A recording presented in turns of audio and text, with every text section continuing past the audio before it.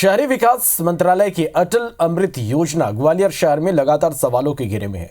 योजना में बड़े पैमाने पर करप्शन के आरोप लगे हैं। हालत यह है कि 6 महीने पहले योजना में हुए भ्रष्टाचार की जांच के लिए एक समिति गठित की गई थी, जिसकी आज तक कोई रिपोर्ट नहीं सौंपी गई है। जब हंगामा ज्यादा बढ़ गया तो एक अधिकारी मेडिकल लीव पर है, एक अधिकारी जेल में है, तो तीसरे का ट्रांसफर होने के बाद भी वह निगम में ही मौजूद है, जिसको लेकर अब हंगामा शुरू हो गया है। देखिए पूरी रिपोर्ट।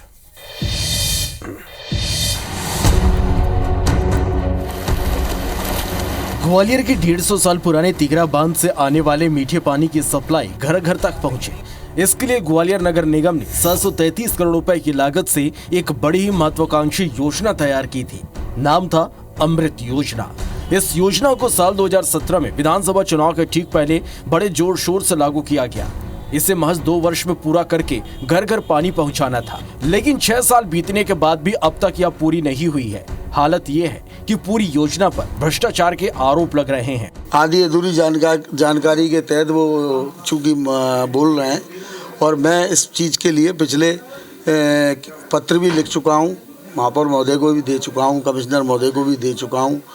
तो मुझे 2.5-3 महीने बाद एक पेन ड्राइव दी गई, जिसके लिए मैंने कहा मुझे हार्ड डिस्क दी जाए, संबंधित अधिकारी के दस्तखत करा के उसी पे तो जांच करेंगे।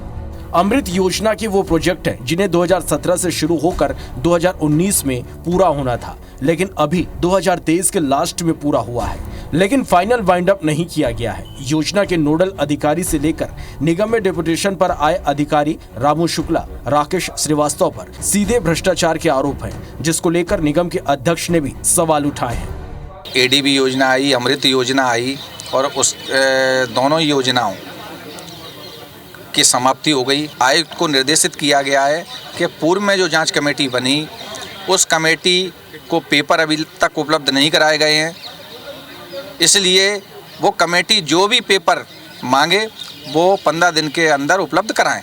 वहीं महापौर का कहना है कि ये बड़ा घोटाला है, इसलिए दस्तावेज उपलब्ध नहीं कराए जा रहे, जिसके जवाब में निगम आयुक्त ने कहा कि दस्तावेज 15 दिन में समिति को उपलब्ध करा दिए जाएंगे। अमृत योजना में जो घोटाले हैं तो वो तो ये सभी को मालूम है कि उसमें जो भी काम हुआ है वो बहुत घटिया स्तर से हुआ है, क्योंकि सभी पार्षदों की समस्या है कि आए दिन जगह जगह लाइन फूट जाती है, लीकेज हो रहे हैं।